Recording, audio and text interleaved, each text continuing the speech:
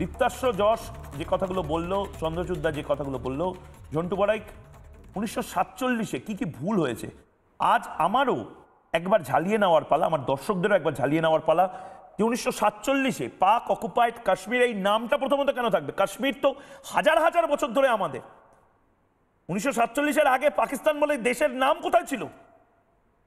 কোন কোন জায়গাগুলো আমরা আসলে ফিরিয়ে আনতে পারি বা ফিরিয়ে আনার জায়গা রয়েছে, নরেন্দ্র মোদী সরকারের আগে কেউ চেষ্টা করেনি? ঝন্টু পড়াইক না, প্রথমেই বলি, দেখো আমি তোমার এই আলোচনার সময় পড়ছিলাম 2017 সালে সিপিইসি চীন পাকিস্তান ইকোনমিক করিডর কংগ্রেসের একটি 16 পাতার বুলেটিনের 12 নম্বর পাতাটা দেখছিলাম।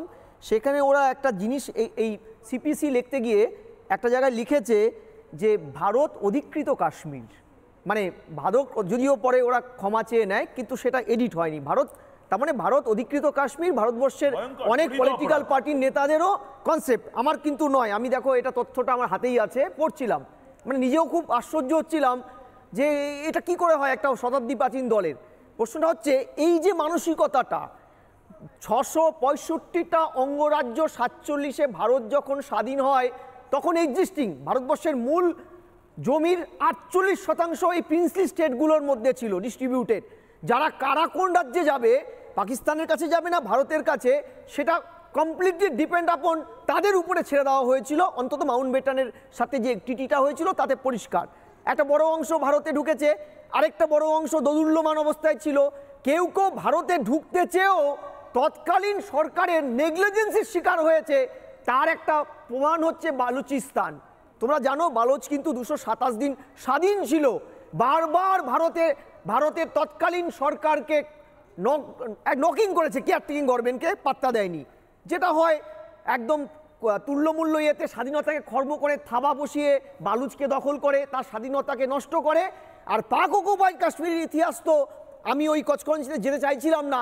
একটাই জিনিস ময়ূক, সেটা পাক অকুপাইড কাশ্মীর হোক, তিব্বত হোক, নেপাল হোক, সেই বা চিটাগাঁও হোক, এই জায়গাগুলো কিন্তু ভারতের থেকে হাতছাড়া হয়েছিল ভারতের ভ্রান্ত নীতির কারণে।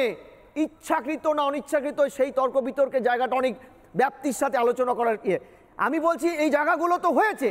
ইতিহাসের হয়তো পৃথিবীতে কোনো এমন দেশ নেই যে তাদের অঙ্গ টুকরো করতে চাইছে না অঙ্গগুলো, কিন্তু কেন্দ্রাতিক শক্তি একদম নেগলেক্ট করে অবহেলিত করে তাদের টুকরো করেছে। তিব্বত আসতে চেয়েছিল, নেইনি।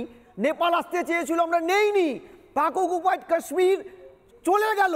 দ্বিতীয়বার যখন নেওয়ার সুযোগ হলো 93,000 সোলজারের বিনিময়ে 72-এ বাংলাদেশকে স্বাধীন করার পরে আমরা ওই পাকিস্তানের সোলজারকে নিঃশর্ত না ছেড়ে চট্টগ্রামও নিইনি। হ্যাঁ, চট্টগ্রাম তো আমি তোমাকে বলি মুনির, সেই সময় চট্টগ্রামের ভারত চট্টগ্রাম ওই টিটির অংশ হিসাবে তৎকালীন যিনি মুসলিম লীগের পার্ট ছিলেন তিনি সকালে উঠে একদিন বলছেন, আমি তো অবাক কি করে চট্টগ্রাম পাকিস্তানে পূর্ব পাকিস্তানে চলে গেল।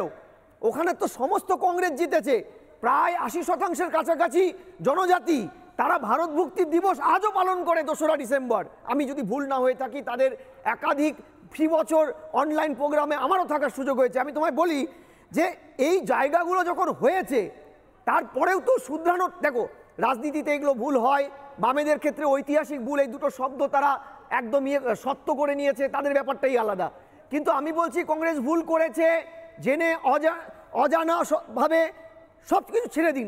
এখন যখন একটা সরকার এসেছে, হয়তো তাদের নয়, এই সরকারটা তাদের নয়, তারা যখন পাওয়ারফুল হয়েছে, তাদের যখন সুযোগ হয়েছে, তাহলে কেন আভ্যন্তরীণ ক্ষেত্রে তারা ভারত সরকারের পাশে পায়ে পা রেখে ভারতের সার্বিক সার্বভৌমতার খাতিরে এদেরকে অকুপাই করুক। দেখো বালুচ স্বাধীন হতে চাইছে, ভারতের কাছে তারা আসতে পারবে কিনা সেটা আলাদা বিষয়।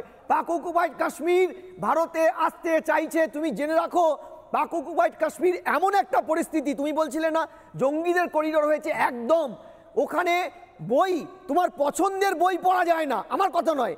পশ্চিমবঙ্গের মিনমিনে একটি পত্রিকায় বাধ্য হয়েছিল এই খবরগুলো দিতে, পত্রিকা পড়তে পারা যায় না। সেই পাকিস্তান এই মুহূর্তে কিভাবে ভেতর থেকে শেষ হয়ে যাচ্ছে তারা নানা ধরনের কন্টেন্ট দেখার জন্য লাইক করুন, শেয়ার করুন আমাদের ফেসবুক পেজ, সাবস্ক্রাইব করুন আমাদের ইউটিউব চ্যানেল। পাশাপাশি অন্যান্য ব্রেকিং নিউজের জন্য অবশ্যই চোখ রাখুন রিপাবলিক বাংলায়।